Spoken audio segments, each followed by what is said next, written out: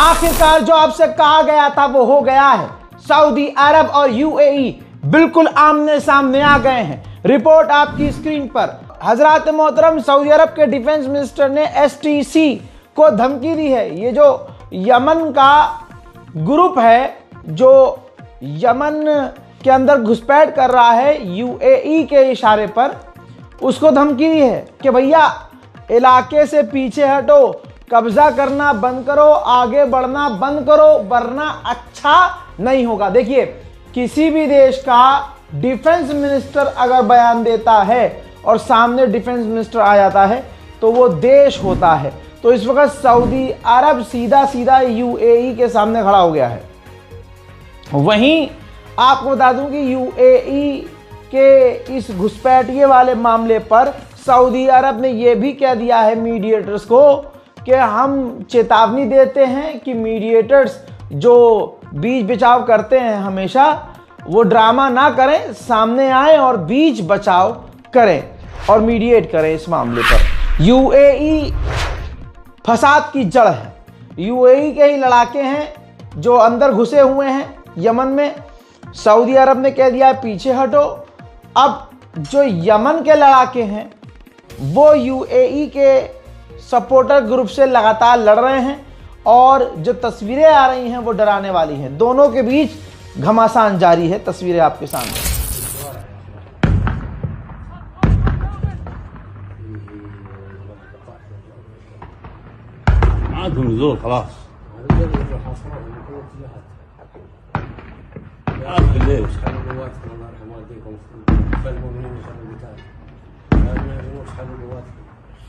شردوا هو الحمد لله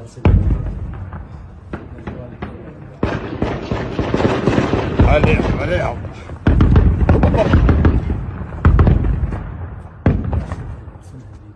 ابشر ابشر شلوا اللي هنا اللي ضلك كذا.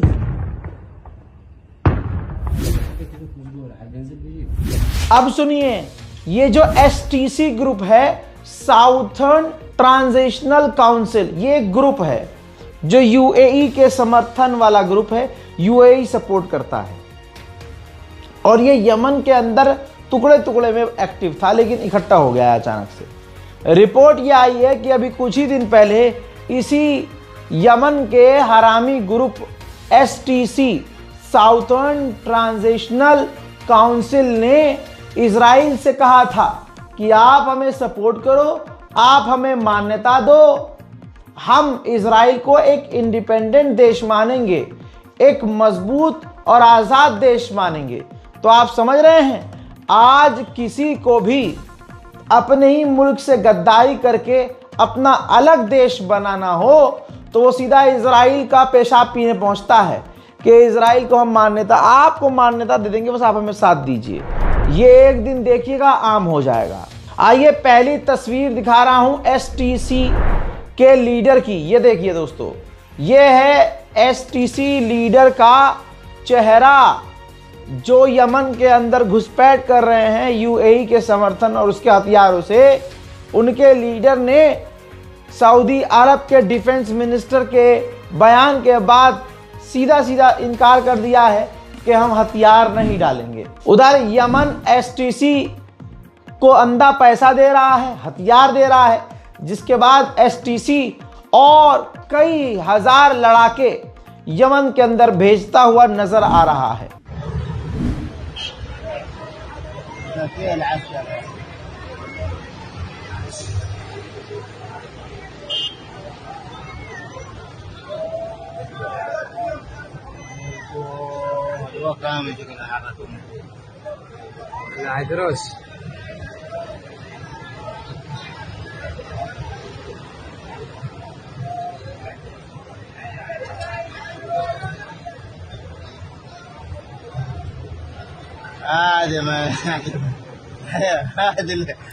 अब यूएई एक तरफ, एसटीसी उसके साथ और यमन की सरकार और सऊदी अरब एक तरफ। ठीक है, चीजें बहुत खराब हो चुकी हैं।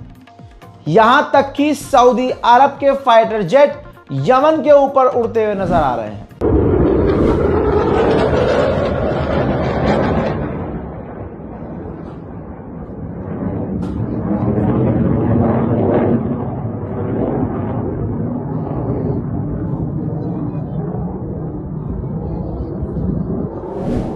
हजरात, पूरी दुनिया में फसाद इजराइल का है। सोमालिया से सोमालिया लैंड को अलग करके सोमालिया लैंड को इजराइल ने मान्यता दे दी। अब इसके बाद सोमालिया लैंड में खुशियां मनाई जा रही हैं, इजराइल का झंडा तक लहराया गया है। लानत है।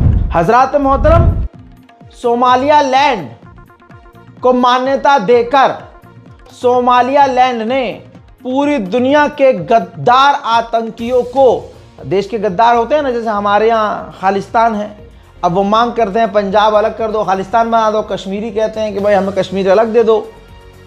तो हुआ क्या, जो सोमालिया लैंड ने किया और इजराइल का चूस के पेशाब पी के उसने अपने आप को मान्यता दिलवा दी।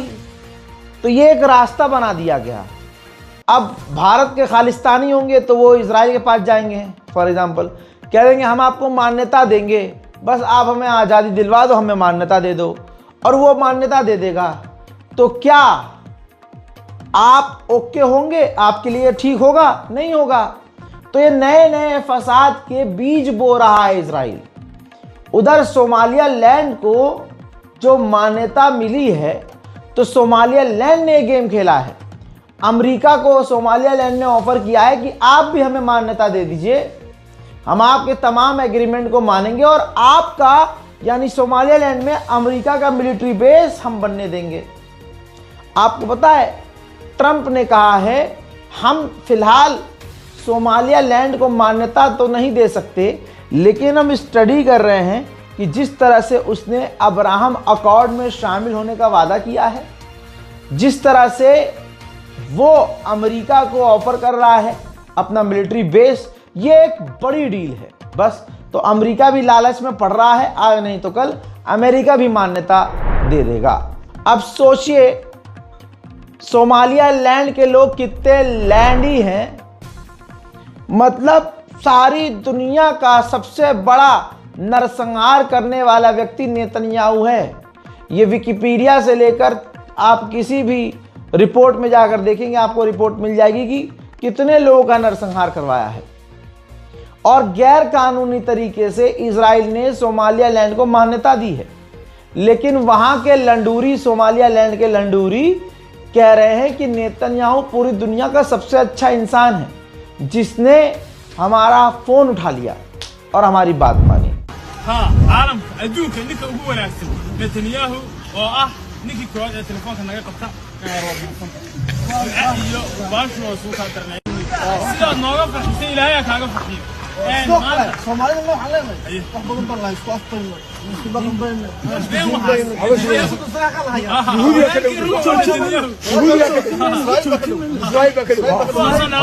हजरात, अब गू खा लिया है। अब जिसने गू खा लिया हो क्या होगा, ये देखिए सोमालिया लैंड के जो आबादी है वो मुसलमान है, मुस्लिम है, लेकिन उन हराम के पिल्लों को देखो, ये काहे के मुसलमान होंगे भाई? इजराइल, अबे भैया जिन्हें आले यहूद का इतिहास नहीं पता, जो फिलिस्तीन पर कब्जा कर चुका है, बच्चों का नरसंहार कर चुका है, गैर मुस्लिम इजराइल का साथ छोड़ रहे हैं, सोमालिया लैंड के नाम के मुसलमान, ये हिजड़े की औलादें, ये इजराइल के झंडे में मतलब लिपटी पड़ी हैं। अरे तो नंगी हो जाओ। इजराइल तो हिजाब के भी खिलाफ है। इजराइल जिसके खिलाफ है तुम खत्म करो। सोमालिया लैंड को ऐसे ही नहीं मिल गई है मान्यता। पूरा इजराइल ने रिसर्च किया। 2-1.5 महीने पहले का अपडेट आया है चुपके से।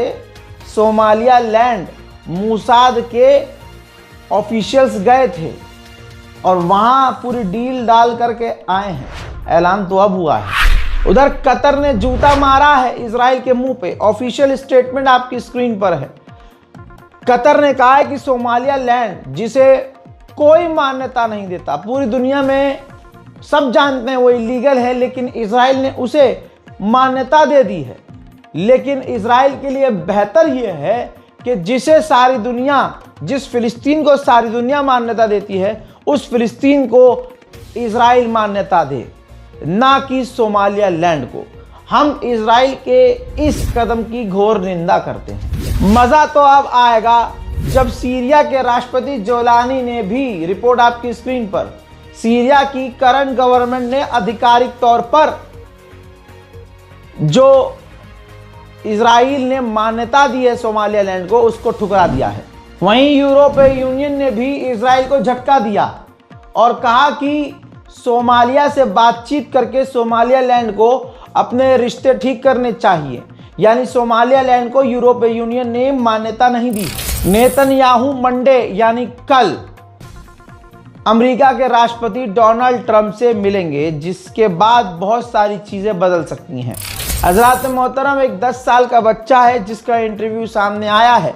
मोहम्मद अशरफ ने बताया है कि मैं सो रहा था और इजराइल ने बमबारी की और मेरे परिवार के जितने लोग थे सब के सब मारे गए, कोई नहीं बचा। ये सिर्फ मोहम्मद अशरफ की कहानी नहीं है। गाजा में आज हर घर का यही हाल है। मैं लगातार आप लोगों से कह रहा हूं कि गाजा में बारिश, बरसात, बाढ़, तूफान और भूख और प्यास, ये तमाम चीज़ें हैं।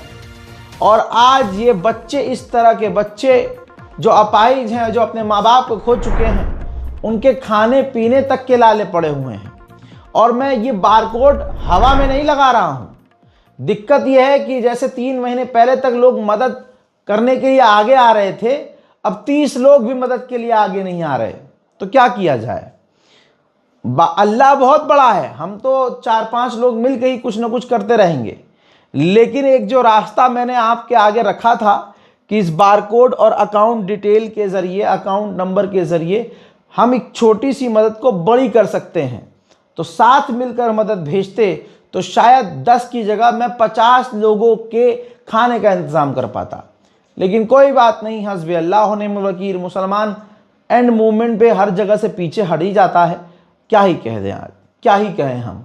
बहरहाल कुछ नहीं कर सकते तो कम से कम गाज़ा के बच्चों के लिए, वहाँ के गरीबों के लिए, गज़ा की ज़मीन के लिए, फ़िलिस्तीन की बैतुल मुक़द्दस के लिए दुआ कीजिए। मेरे दोस्तों, इसी के साथ इस मंज़र को देखिए। गाज़ा में लगातार फ़िलिस्तीनियों की लाशें बरामद हो रही हैं। बॉडी पार्ट्स कुचले हुए, जले हुए, दबे हुए, सड़े हुए मिल रहे हैं, जिन्हें दफनाया जा रहा है, लेकिन पहचान नहीं हो पा रही है। गाज़ा में जो जेनोसाइड हुआ है, उसमें जो ऑफिशियल रिकॉर्ड है 71,266 का है। लेकिन बरतानिया और जर्मनी और दूसरे देशों की इंटेलिजेंस और मीडिया पहले ही बोल चुकी है कि गाज़ा के अंदर कम से कम 1.5 लाख से ज़्यादा मौतें हो चुकी हैं। हज़रात, अरब देशों की खामोशी का असर ये है कि वेस्ट बैंक में 25 और फिलिस्तीनियों के मकानों को तोड़ने का आदेश इजराइल ने दे दिया है। वहीं इजराइल के सेटलरों ने फिलिस्तीन के वेस्ट बैंक में फिलिस्तीनियों के घरों में आग लगा दी थी। उसके बाद क्या हुआ है फिलिस्तीनियों के मकानों का, इलाकों का, दिखाऊं आपको, देखिए। الغرفة اللي بكي فيها النجي يا شباب لحركوها بالسهل। हजरात, फिलिस्तीनियों के 8,000 ऑलिव ट्री काट दिए इजराइल ने, जिससे 7 से 8 मिलियन डॉलर का फिलिस्तीनियों का सीधा नुकसान हो गया है। उधर पाकिस्तान ने फिर से पासा पलट दिया है। पाकिस्तान ने आधिकारिक बयान में कहा है कि हम गाज़ा के अंदर पाकिस्तान की फ़ौज तभी भेजेंगे जब हमारा टकराव हमास से ना हो और हमें हमास से हथियार डलवाने का काम ना दिया गया हो।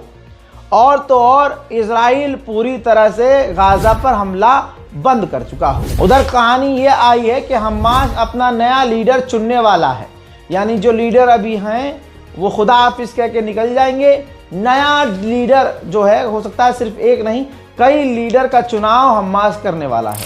हजरात, भारत के मुसलमानों को देखिए, हमें पढ़ाई लिखाई करनी नहीं है, हमारे पास बहाने, हमारे बच्चों के पास और बहाने हैं। लेकिन गाज़ा में इस 2-2.5 साल के नरसंहार के दौरान भी, ये तस्वीर देखिए, पढ़ाई पर पूरा फोकस है बच्चों का। गाजा के बच्चों ने, मेडिकल स्टूडेंट्स ने ग्रेजुएशन कंप्लीट की है, जैसे तैसे सेरेमनी की गई है और ये मंजर आपके सामने रज़ाग्राफी रख रहा है। आप लोगों से गुजारिश है कि इन बच्चों के भविष्य के लिए, फ्यूचर के लिए दुआ कीजिए और भारत के मुसलमान और बच्चे ये देखेंगे तुम्हारे पास कितने और कैसे कैसे बहाने हैं ना पढ़ने के। और ये जो बच्चे हैं जिन्होंने ग्रेजुएशन कंप्लीट की है, 2 साल से जंग में हैं, भूखे और प्यासे हैं, पेट भर के खाना नहीं मिल पा रहा है, हर बच्चे के परिवार का कोई ना कोई मारा गया है। बताइए इससे ज़्यादा मुसीबत में क्या आप हैं? नहीं।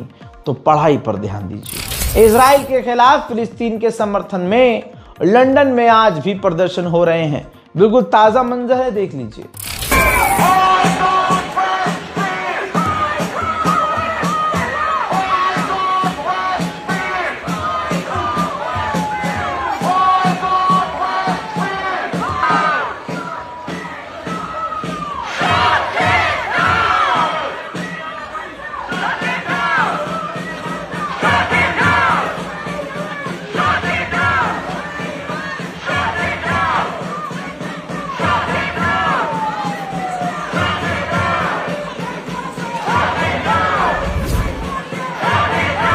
खबर यह भी निकल के आ रही है कि जोलानी यानी सीरिया के राष्ट्रपति और नेतन्याहू आमने सामने मिलने वाले हैं और इजराइल और सीरिया की सरकार के बीच बड़ी डील्स होने की संभावना है। इजराइल भड़क गया है क्योंकि उसको पता चल गया कि तुर्की सीरिया के अंदर रडार सिस्टम इंस्टॉल करने की तैयारी में है।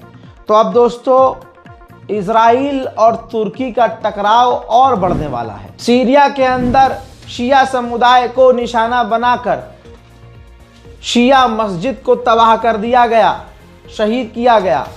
8 से 9 लोगों की शहादत हुई और 19 से 20 घायल हुए।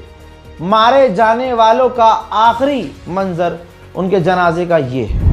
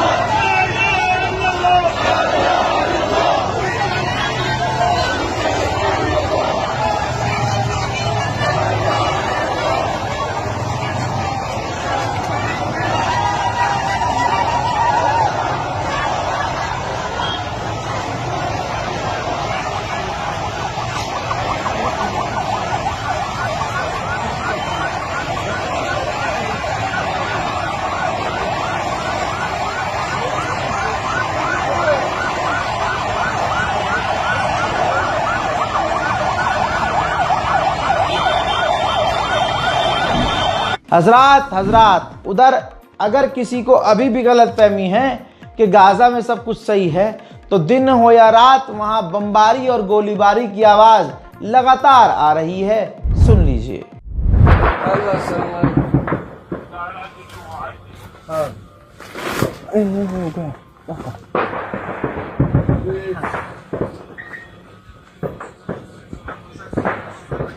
والله اللي عندي فردوس اكلمه. على فكرة الطبخ كله على العمودة. محمد ومحمود والله هذا عليه الصلاة ورا ما بيجيش في راسه بيجي في رجليه بيلعب ابن الكلب جهزوا الحجارة। बस दोस्तों इससे आगे मैं कुछ नहीं कहूंगा। जब मैंने इतनी बड़ी बात बोल दी कि जिस बहन से हम जुड़े हुए थे गाजा में, उसने ऐसे मंजर भेजे हैं कि मैं दिखा नहीं सकता, और उसने खुद बयान किया है कि इंटरनेट भी 1-1, 2-2 दिन बाद चल रहा है। अब ज़्यादा मदद की ज़रूरत है। ऐसे में लोग मदद देने से पीछे हट रहे हैं। कोई बात नहीं, हस्बी अल्लाह व निअमल वकील। इस बारकोड का इस्तेमाल कीजिएगा ताकि गाज़ा और फ़िलिस्तीन की मदद की जा सके, अगर आपके मन में है तो। वरना अल्लाह अल्लाह खैर सल्ला। मैं हूं रजा और आप देख रहे थे रजाग्राफी अनस्क्रिप्टेड। जय हिंद।